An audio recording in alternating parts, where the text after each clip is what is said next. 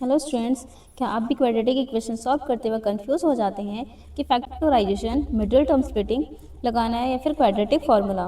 तो इस वीडियो में मैं आपका ये डाउट हमेशा के लिए ख़त्म कर दूंगी और हम सीखेंगे कि बोर्ड एग्जाम में कौन सा मेथड आपका टाइम सेव करेगा। तो चलिए शुरू करते हैं फैक्टराइजेशन वर्सेस क्वाड्रेटिक फार्मूला। इसको हम फैक्टराइजेशन मेथड से सॉल्व करेंगे।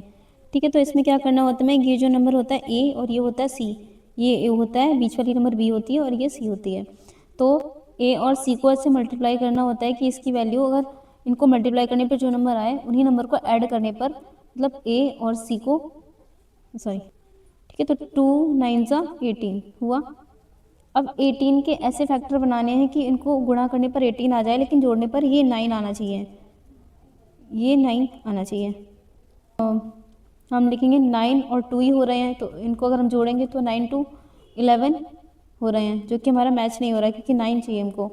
एंड 18 और 1 जा 18 होते हैं, 18 1 जा 18, तो 18 प्लस 1 मिलके 6 और 3, 6 3 को मल्टीप्लाई करेंगे और 6 3 को ऐड करेंगे तो ये 6 और 3 9 होगा, एंड 6 3 जा 18 करेंगे अगर, तो 18 हो रहा है और 6 3 को ऐड करेंगे तो हमारा आंसर 9 आ रहा है। तो बस हम स्प्लिट कर देंगे इस 9 को, इसकी जगह हम 6 + 3 लिख देंगे और 9 की जगह मैंने लिखा है यहाँ पे होल लगा दिया ताकि ये मैंने ऐड किया x। अब यहाँ पे ये जो था 2x² प्लस, और यहाँ पे प्लस लगा था वो मैंने ऑलरेडी लगा दिया, देंगे ब्रैकेट तोड़ेंगे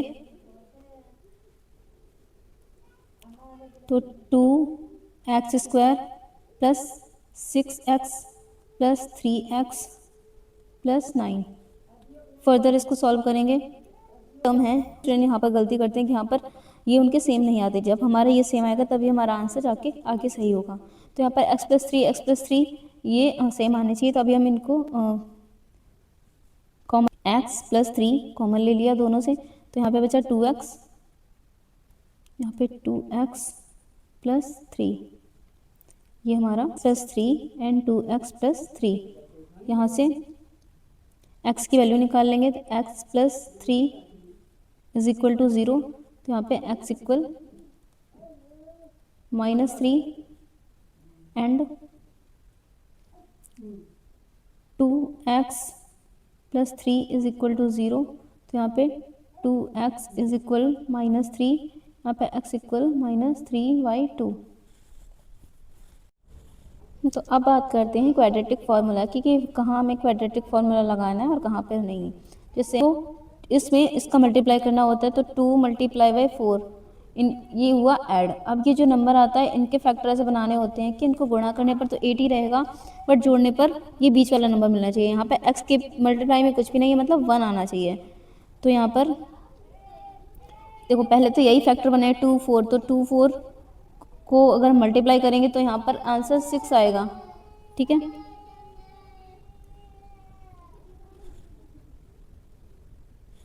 तो 8 एंड 2 4 सॉरी 2 4 8, तो 2 4 को ऐड करेंगे हम तो हमारे पास आंसर 6 आएगा, एंड 8 1 8 होते हैं, बट इनको ऐड करने पर आंसर हमारे पास 9 आएगा। तो ये स्प्लिट नहीं हो रहा है, इसलिए हमारे यहाँ पर क्वाड्रेटिक फार्मूला लगाने की नीड है। ओके, तो चलिए आगे बढ़ते हैं। इसको सॉल्व करने के लिए सबसे पहले हमें स्टैंडर्ड फॉर्म याद रखनी होती है क्वाड्रेटिक इक्वेशन की, जो कि +c। Okay, now move forward, 2x²।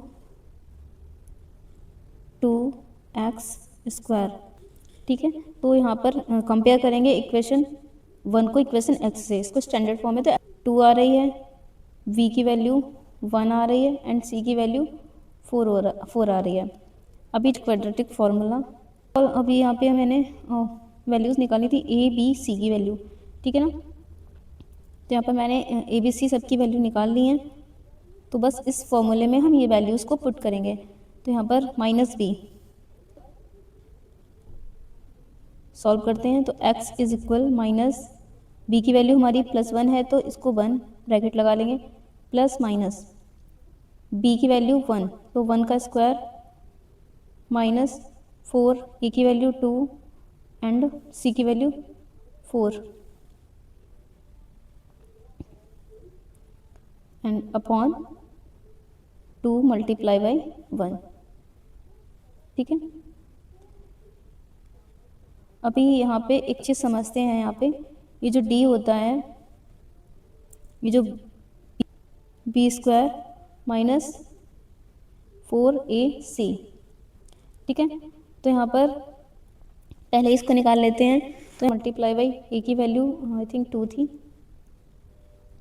ए की वैल्यू 2 है, बी की वैल्यू 1, सी की वैल्यू 4। तो 2 मल्टीप्लाई बाई, तो यहाँ पे 1 माइनस 4 2 जा 8 4 जा 32। तो यहाँ पर जो हमारा आंसर आ रहा है ना, वो माइनस का 31। तो हमारी जो डी की वैल्यू आ रही है वो माइनस में आ रही है। तो यहाँ पर जो माइनस 31 है ये 0 से छोटा है, और जहाँ पे भी डी 0 से छोटा होता है वहाँ पे इमेजिनरी रूट्स होते हैं, ठीक है। वहाँ पे इमेजिनरी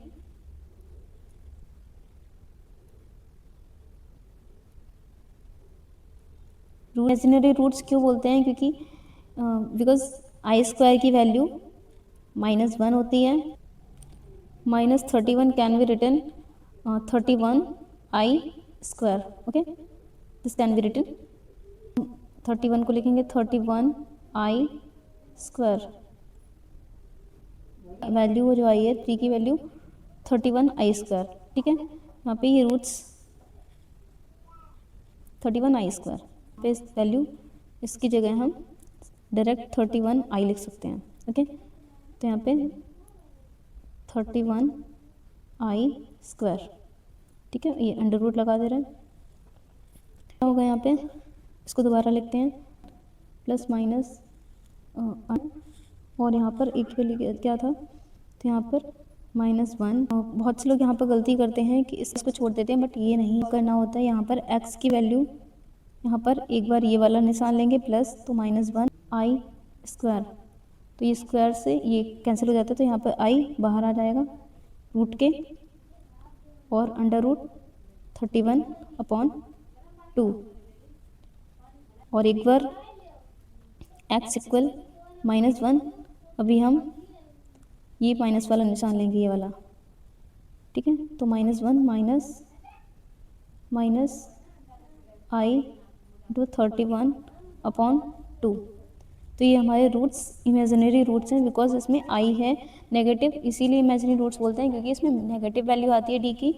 और नेगेटिव वैल्यू इसलिए आती है कि जब उसमें आई इमेजिनरी रूट्स होते हैं, आई इंक्लूड होता है, इस वजह से ये रूट्स इमेजिनरी रूट्स हैं, ओके। तो आई होप्स आपको समझ आया होगा, और इमेजिनरी रूट्स वाला भी।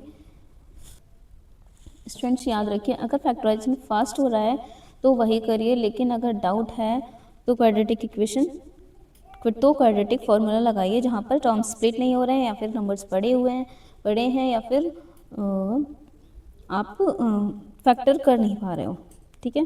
तो थैंक्स फॉर वॉचिंग।